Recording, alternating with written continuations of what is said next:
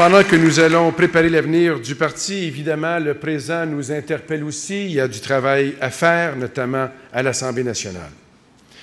Pour faire face à ce travail, nous avons un parti en pleine santé. Nous avons un caucus fort composé d'hommes et de femmes expérimentés qui ont la passion du Québec, qui possèdent une grande connaissance, non seulement du gouvernement, mais de la société québécoise.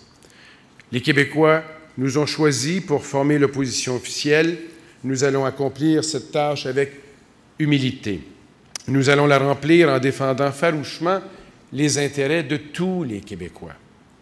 Nous ne laisserons pas le gouvernement du PQ tenter par tous les moyens de diviser les Québécois. Nous ne laisserons pas le PQ gouverner de manière idéologique sans tenir compte des conséquences de leurs actes et même de leurs paroles. Chers amis, en tant qu'opposition officielle, je vous annonce que nous allons tenir notre bout et que nous allons nous tenir debout. Vous pouvez en être sûrs.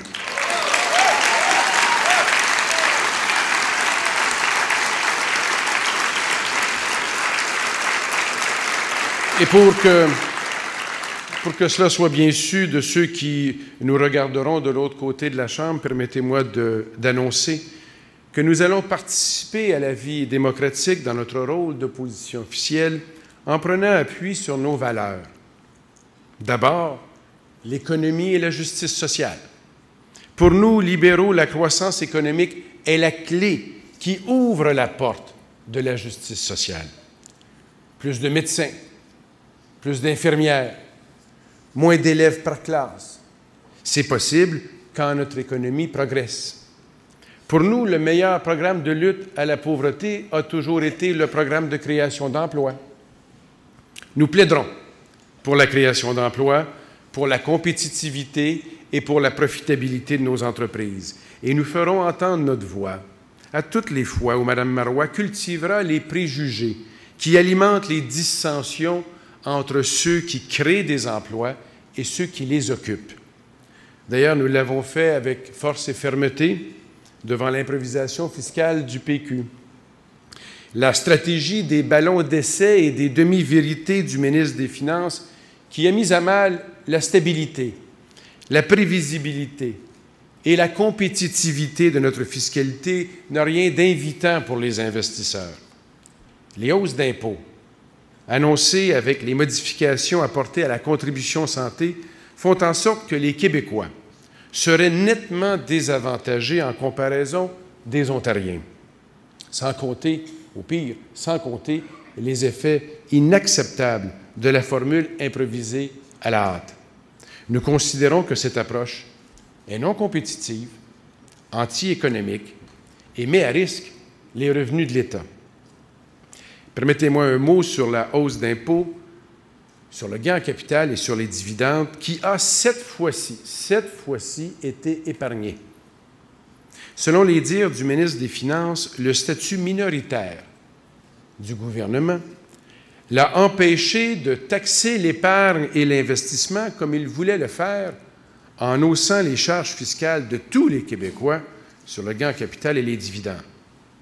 Cette idée que le PQ a copié dans le programme électoral de la CAQ de François Legault demeure donc une menace pour nos créateurs d'emplois. Je demande à Pauline Marois de mettre fin à l'angoisse fiscale et de rappeler à l'ordre son ministre, qu'elle nous dise une fois pour toutes que cette idée de François Legault est une mauvaise idée.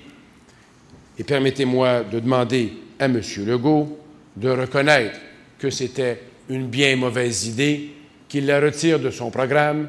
Ce ne sera pas sa première contradiction.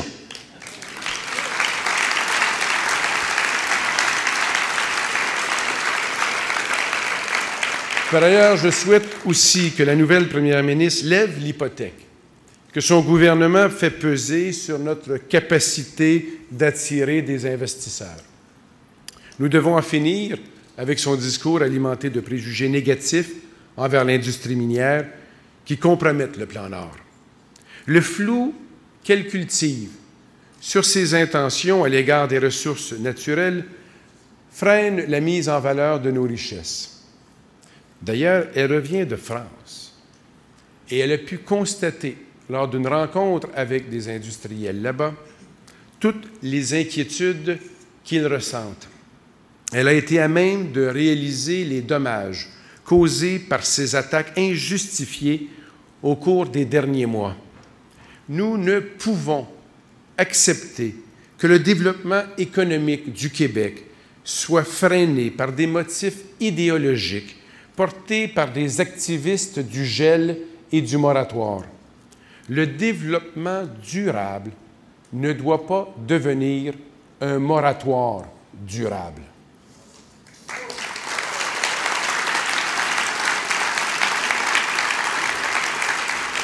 Toujours en matière économique, et on a parlé tantôt, nous allons nous battre pour un réseau collégial et universitaire financé à la hauteur des normes qui permettent les meilleurs diplômes. L'avenir individuel de nos jeunes, comme l'avenir collectif de notre société en dépend. Évidemment, peut-être que c'est mettre la barre un peu trop haut pour le PQ de leur demander d'avoir un peu de clarté sur le sujet. Pour ceux qui ne l'ont pas vu dans les journaux dernièrement, je vous informe que jusqu'à il y a 3 ou 4 jours, Mme Malavoie et M. Duchesne ne savaient pas lequel des deux s'occupait des cégeps. Et pour ceux qui ne sont pas au courant, qui pensent que c'est une blague, c'est même pas une blague.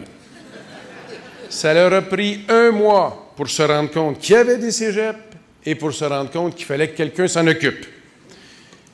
Rendu là, franchement, on n'est plus dans l'improvisation, c'est de l'incompétence. Incompétence primaire.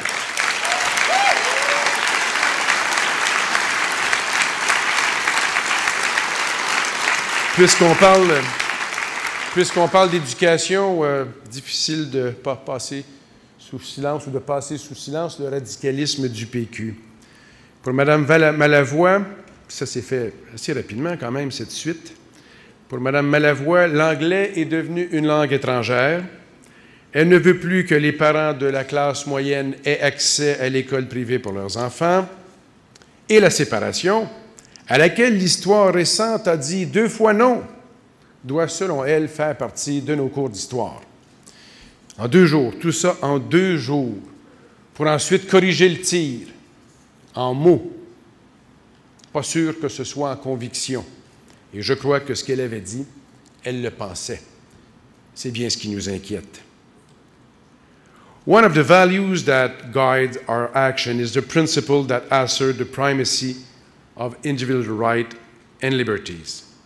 Collective actions remain a necessity. However, the state should not try to deny, if not remove, choices which all citizens should be entitled to make. Le premier réflexe de l'État doit être de limiter son emprise sur les citoyens. Dans une société de droit, le recours à la clause dérogatoire est un dernier recours, pas une première solution, même si pour Mme Marois et M. Legault, cela semble le réflexe. Dans une société de droit, il doit y avoir des choix. Par exemple, des choix entre l'école publique internationale, l'école publique alternative, l'école privée. Au cégep, il doit y avoir des choix. À la garderie, il doit y avoir des choix. C'est d'ailleurs le dernier exemple d'improvisation de Mme Marois. Le matin, on se lève, c'est la loi 101 à la garderie. Dans l'après-midi, c'est ni oui ni non. Qui sait quelle position ils vont inventer demain? Mais je crois qu'il y en aura quand même une autre position. Demain, la semaine prochaine. En fait, une des choses qui caractérise ce gouvernement depuis 6 semaines, c'est l'improvisation généralisée. Je ne suis pas le premier qui le dit, je ne suis pas le dernier qui l'aura dit. Je crois, par contre, que les Québécois méritent mieux qu'un Conseil des ministres qui a remplacé la table de travail où ils se réunissent par la patinoire de la Ligue nationale d'improvisation.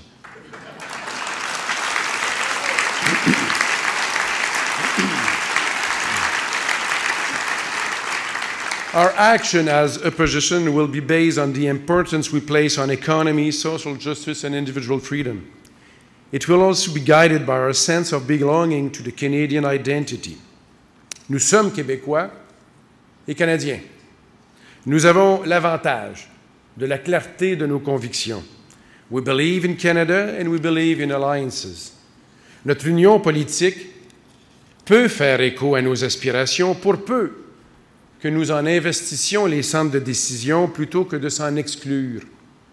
Notre union économique ajoute à notre capacité de commerce et de faire face aux défis de l'économie mondiale. Nous croyons au respect de chacun, peu importe sa langue, son origine ou sa foi. Notre appartenance canadienne relève d'un choix que nos ancêtres ont fait. John Saul a écrit un livre récemment sur l'histoire de La Fontaine et de Baldwin. Nous sommes au lendemain de la rébellion de 38-40. Nous sommes au lendemain du rapport Durham. Durant ces années charnières qui vont donner naissance à notre fédération, un politicien de l'Ontario et un politicien du Québec décident d'unir leurs visions. Ils proposent une idée radicale pour l'époque, et ma foi, peut-être même pour notre époque. Ils avaient l'idée qu'une démocratie juste pouvait être fondée non pas sur la race comme expression de l'État-nation, mais plutôt sur la diversité. Bien sûr, tous ne partageaient pas leur idée. D'autres cherchent plutôt à diviser les citoyens les uns contre les autres, religion contre religion, langue contre langue, race contre race. Nous sommes au cœur, à l'époque, d'une période de violence et d'injustice. Et deux de nos ancêtres ont fait le choix du vivre ensemble. Ils n'étaient pas les seuls à souhaiter ça. Il est même arrivé à Baldwin de se faire élire à Rimouski et à La Fontaine d'être élu à Toronto. Mais il y en avait d'autres qui pensaient autre chose aussi. Pourtant, cette idée de rapprocher la diversité plutôt que de l'opposer reste gravée dans l'expérience canadienne. Et nous, libéraux, nous en sommes fiers de cette idée. Et pour nous, libéraux, il vaut mieux rassembler que diviser. Il nous arrive de ne pas être d'accord avec la décision d'un gouvernant à Ottawa. Il nous arrive de trouver que le nombre de ceux qui ne partagent pas nos priorités québécoises nous semble bien grand. Mais pourquoi baisser les bras? Conjuguer le nationalisme et l'humanisme demande un certain effort. Cela demande aussi que nous ayons confiance en nous. C'est la force de notre identité qui nous permet de tendre la main à l'autre sans méfiance. Chers amis, nous sommes Québécois de père en fille depuis des générations. Nous n'allons pas disparaître. Nous sommes forts, nous sommes fiers et nous sommes confiants.